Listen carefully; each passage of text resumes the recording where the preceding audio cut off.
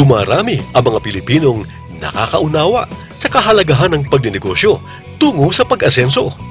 Sa katunayan, ay dumarami ang mga kabataang kumukuha ng mga kurso ng entrepreneurship sa mga paaralan at mga universidad. Lumalaki rin ang bilang ng mga nagtatayo ng negosyo sa hanay ng mga OFW na itinuturing natin na mga bagong bayani. Ngunit tila malaking bahagi pa rin ng ating mga mangangalakal ang salat sa mga pasilidad at kaalaman ukol sa mga makabagong pamamaraan ng pagnenegosyo. Kaya naman, napapanahon ang pagkakalunsad ng PLDT ng isang programa para sa ating mga micro and small entrepreneurs. Ito ang PLDT Ka-Asenso.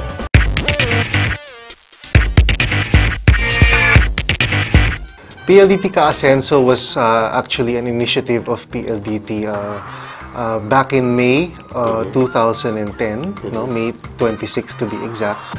And it was an initiative launched by PLDT to empower yung mga tinatawag nating mga mini-negosyante with the right communication tools and information tools as well to be able to be more effective in running their business nga. Para nga kumita sila mas lalo at makasave pa sila, maging mas efficient. Mahalagang aspeto ng pagsulong ng mga maliliit o micro-enterprises ang mga makabagong uri ng komunikasyon. Bakit naman napili ng PLDT itong sektor na ito?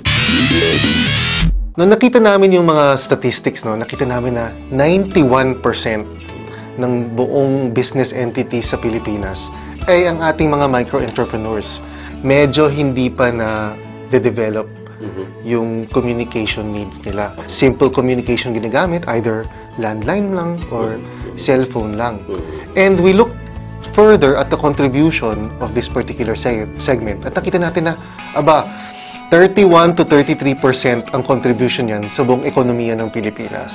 So, importanteng talagang masuporta itong particular segment na to kasi napakalaking contribution nga sa ekonomiya ng Pilipinas. Which is why we developed a 5-pillar ecosystem to support them and their needs para talagang makapture natin yung anong ba kailangan nila para umasenso.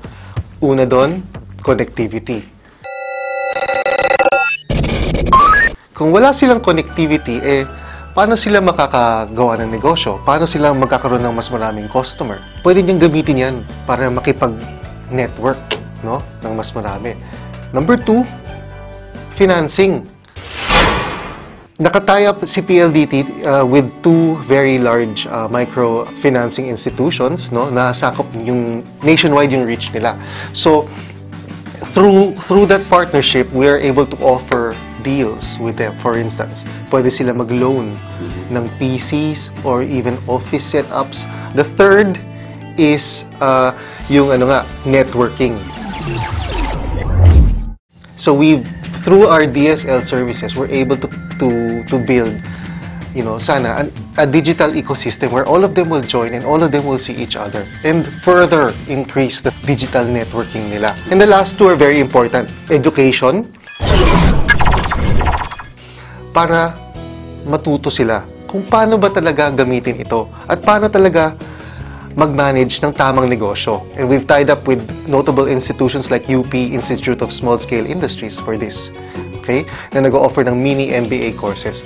And lastly, we've also opened up PLDT, our own products and services for them, for added income.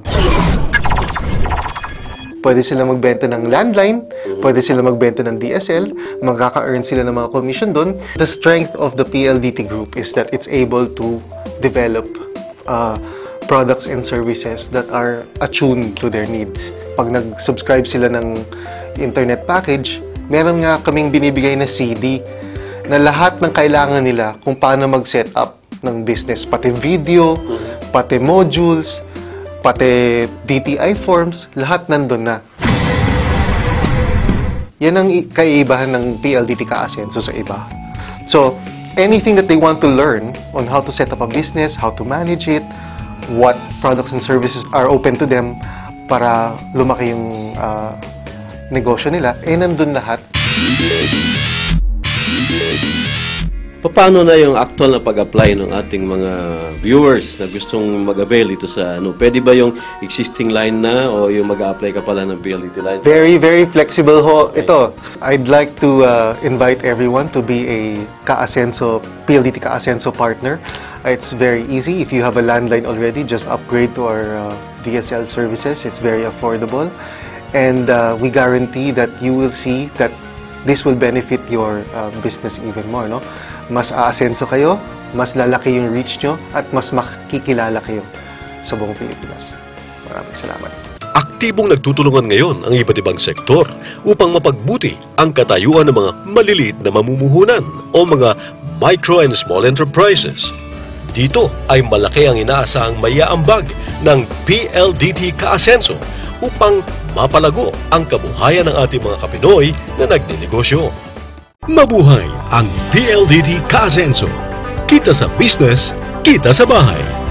Ako si Francis Cardona ng Asenso Pinoy. Asenso Pinoy!